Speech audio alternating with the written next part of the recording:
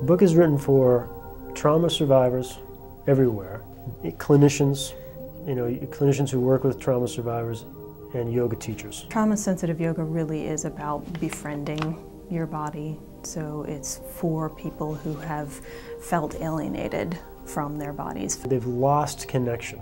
They don't, sometimes it's just numbing. It threatens us either emotionally, physically, our physical bodies, psychologically. Being traumatized is an experience of me losing power. And it overwhelms our ability to cope. And I think the healing process is about it becoming empowered again.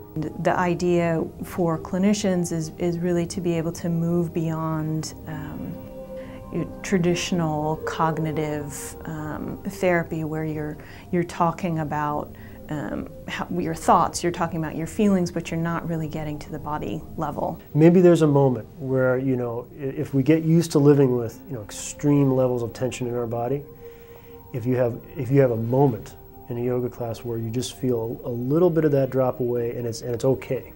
Just kind of a release of some of that tension. So if somebody's been holding themselves and their shoulders are always up and they're always tense, and they go to a trauma-sensitive yoga class and all of a sudden they feel that their shoulders are dropped a little bit. We've had people say, I haven't been able to sleep well for months, for years.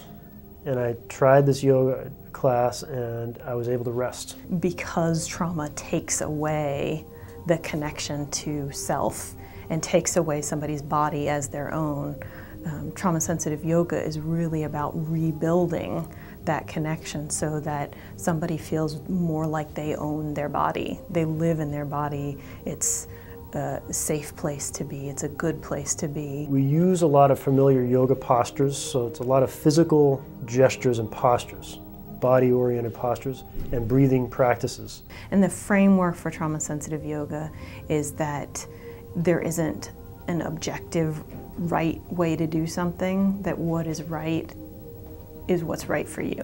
One of the important shifts is that instead of telling people what to do with their body, we're inviting people to experiment with options. So that each person learns to listen to their own body. Our job is to create safety and predictability and stability, and then people can approach the practice as they like. They can create the challenges themselves as they see fit. And it's also about creating an environment where if people are triggered or they are overwhelmed in a class, the yoga instructor is aware of that, and there's an environment where that's okay.